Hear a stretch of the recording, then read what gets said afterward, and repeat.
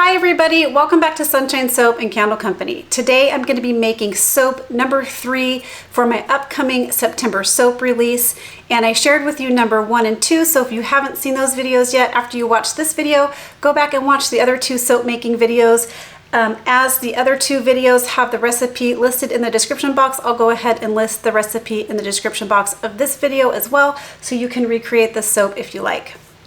Today's soap is interesting because the fragrance oil that I purchased for this, I've used before, and I've only tested it in cold processed soap in a really small amount to see how it would work one other time, and it did okay, but I don't have a lot of experience with this fragrance oil. But the funny thing is that the name of the fragrance oil really does not match to me how it actually smells. So we'll be talking about that in the video as well, and I'll be giving you tips and tricks along the way. If you like this content and this video, I really hope you'll consider joining my Patreon campaign. I'll go ahead and list the link to my campaign in the description box below. There's a ton to take advantage of over there, and I really appreciate every single one of my members over there.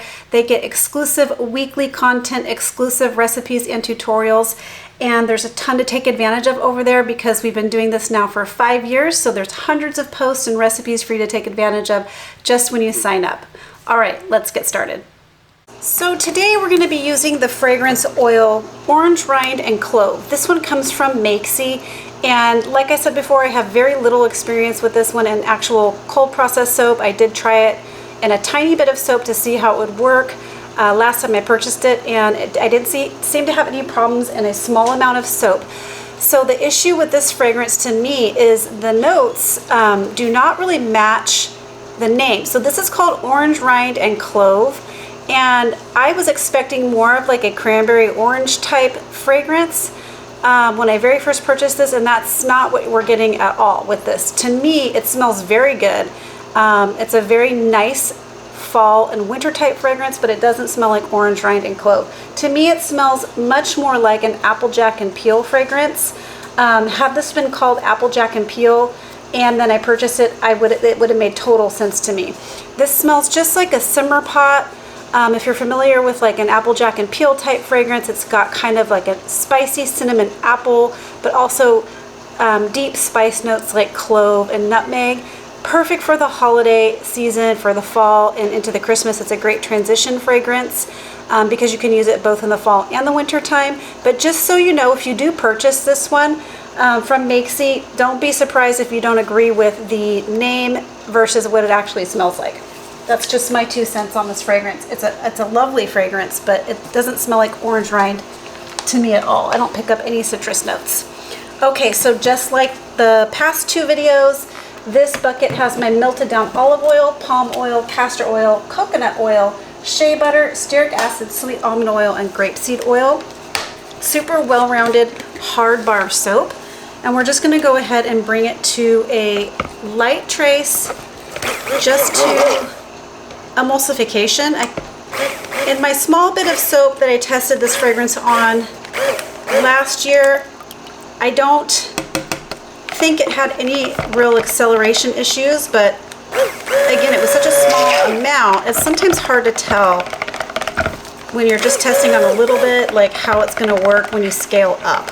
So we're just going to proceed with caution and do kind of the same thing that I did in the last couple of videos regarding blending the fragrance oil in by hand and seeing how that works. So I'm soaping at room temperature. That's my preferred temperature, which is around 76 degrees in my house. And as you can see, we're on the 3rd batch of soap today. So my countertop has just got a lot of soap from the previous batches on it, and we're just reusing containers and such just to make sure that we're not dirtying up too many dishes. After all, it's just soap. All right, so we're gonna go ahead and pour off. I'm just gonna go for a nice swirl design, and I've made a cute little embed to go on top for this soap. So I'm gonna pour off probably about 24 ounces or so. Okay. And then I'm a little nervous as well for this one because I'm using a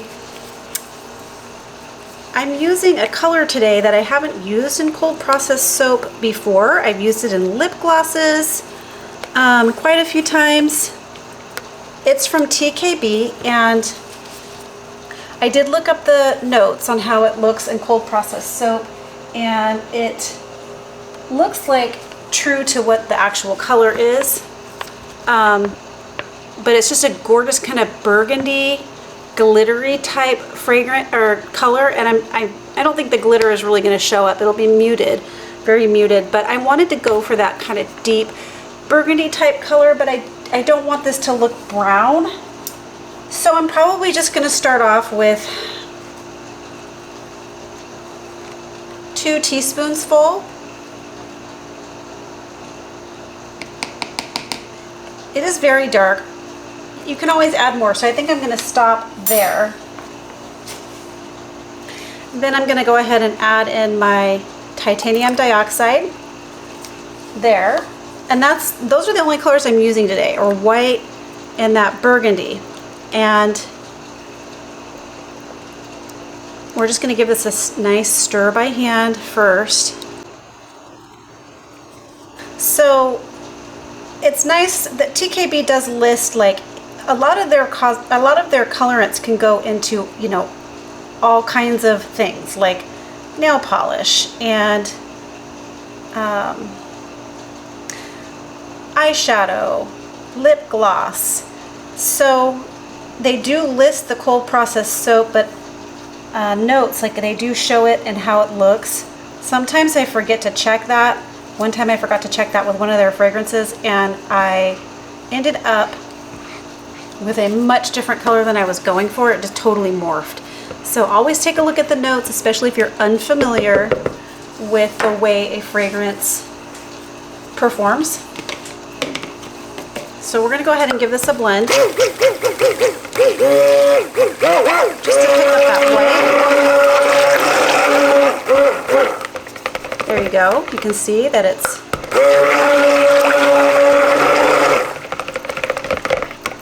got a nice white, bright white to it. Now we're going to break up these. There we go. Break up these mica chunks. And that's the exact color that I was kind of going for here. So hopefully we get a nice color in the finished soap as well. Okay. And I'm just placing my stick blender in this cup of hot water here, just to kind of keep it nice and clean. Okay, so next we're going to go ahead and add in the fragrance. And depending on how things go, because I kind of want a medium light trace on this one. Depending on how things go, we may use the stick blender again. So I'm just going to go ahead and start adding this in.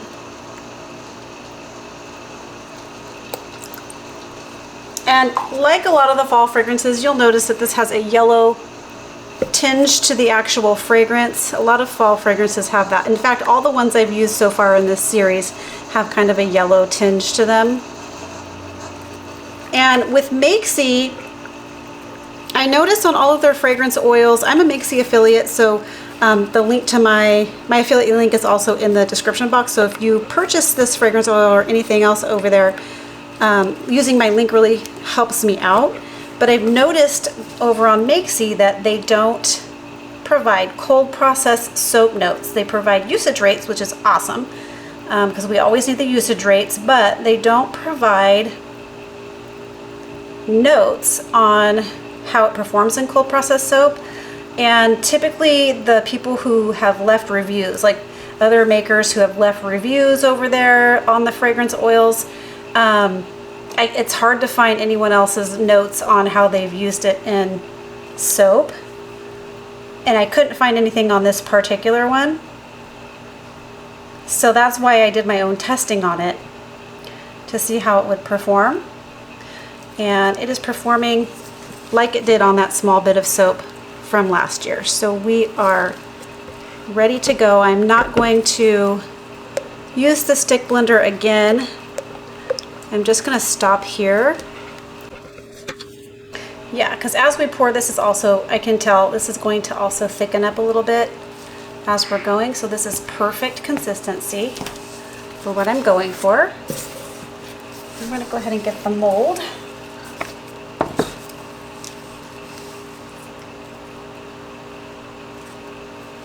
And then all I'm going to do is kind of pour in an S pattern my soap. That can be a little bit challenging to control with the bucket like this, so I try to go slow. But I'm just going to pour in an S pattern, up and down. And then this I'm going to pour right over the white, again in just an S pattern. And this will give us a nice swirl. So you just try to go over the color that you previously poured to break it up and also to create a swirl within the soap. So this always makes a nice design on the inside, especially when you have something that looks, especially when you have a consistency like this, you get some nice swirls going on. As you can see, it's making a beautiful, just burgundy and white swirl.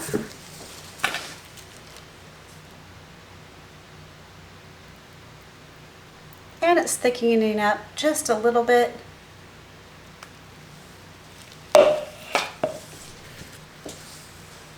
But that's perfect, like exactly enough. All right. So all I'm going to do is just tamp that down a little bit.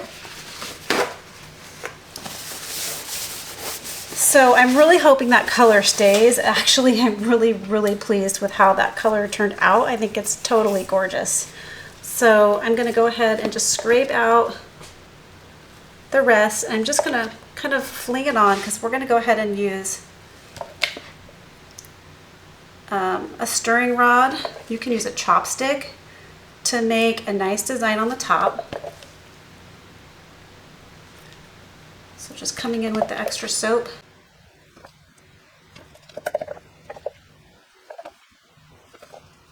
It smells so good. If you like the smell of like just fall spice, simmer pot type fragrances. I've probably mentioned this over the last couple of years several times, but I'm going to ask again. So hopefully you guys will leave me some comments below regarding pumpkins. So I'm obsessed with pumpkins around this time of year. I love pumpkin spice. I love pumpkin fragrances, especially pumpkin cinnamon fragrances, and I love all the pumpkin smells that Bath and Body Works comes out with. But I notice personally that my pumpkin themed products don't sell as well as my other soaps around this time of year. They used to in the past. I would say probably 10 years ago, pumpkin themed soaps and products sold really well for me. And now they just don't really, and they sit. And it's sad because I really like it. It's like, again, like I mentioned this in a previous video, I think in the first soap making video that I did with this series, I mentioned that sometimes it's a balance between making what you like and making what you know is going to sell. So making a pumpkin soap at this point would be super indulgent because I know that they just don't really sell that well for me anymore. So that's part of just kind of rolling with the times and trying to stay current.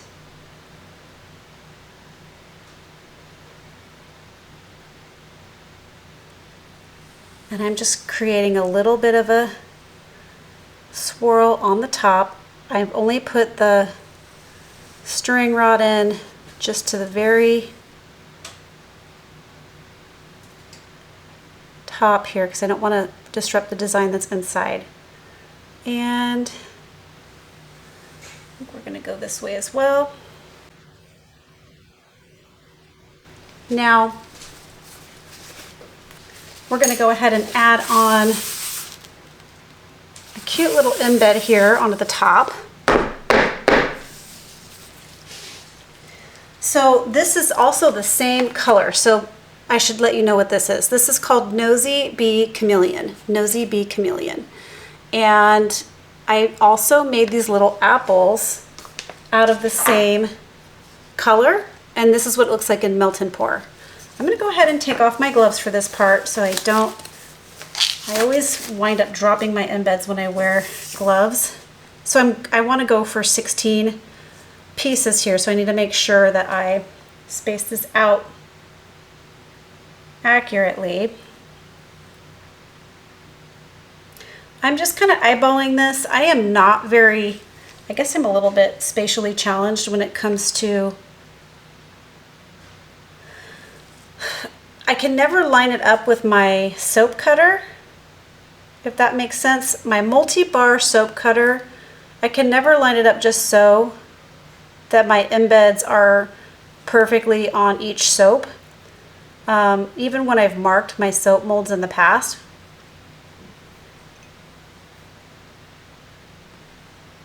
So yeah, that's about the halfway mark. I might have to go a little bit more this way. I'm going for 16 or 15 bars of soap, and we're 1, 2, 3, 4, 5, 6, 7. So yeah, we need to put on 8 more. So usually when I've marked, and you can see this one has marks on it where I've tried to mark the 1 inch. Literally, it doesn't matter what I do. If you have any tips or tricks on how to get it. So my multi-bar soap cutter is 1 inch slices. And even when I've tried to line this up so that when you slice the soap, it cuts in between and each piece is evenly cut. It just never works. I always end up cutting my embeds in half or shaving little pieces off of them. So yeah, it's just one of those things. So I just eyeball it and then I use my single bar cutter. But if you have any tips, let me know. So as you can see, I've got a little bit left over here. This will be probably my end piece. But again, I want each piece to be right around a 1 inch. So I'll go ahead and place a 1/16 one in here. And then this piece here will probably be my small end piece. That's what it's looking like. And then the rest will be right around 1 inch. Isn't that so cute? So it just looks like a little like fall. I love these colors. This color scheme together is so pretty. So I'm going to go ahead and spritz this with rubbing alcohol. 99% rubbing alcohol, just to make sure we prevent any soda ash. Although I typically don't get soda ash anymore because I soap with a 10% water discount. But just in case, I still always do it. And there you go. That's the making of, I'm going to be calling this Applejack and Peel cold process soap. Stay tuned for the cut.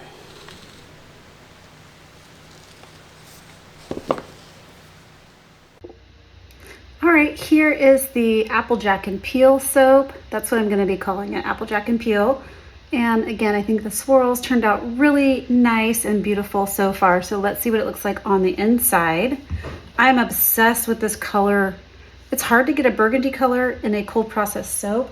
So I'm glad I took a chance with that Nosey Bee Chameleon Mica from TKB on this soap. And just trusted the soap notes on the website because it's absolutely beautiful.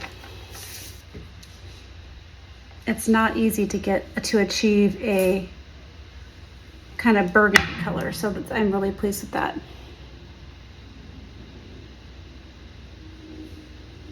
There it is. Pretty. Smells good. We have no discoloration on this soap, so I'd say that was also the fragrance oil also played very nicely in this formula. and scaling up was no problem at all from my little test batch that I tried. That's a nice swirl.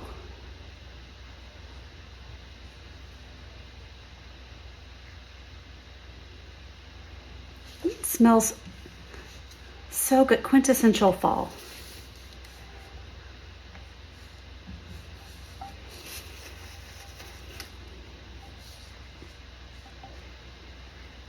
I tried to line this up with my multi-bar cutter too. Oh, that one's pretty. And of course, they just weren't all perfectly lined up. And there was no way I was going to be able to do it without cutting some of these cute little apples in half. So I broke out the single bar cutter, and we're getting probably about 1-inch bars here. All right, I'll go ahead and cut one more for you.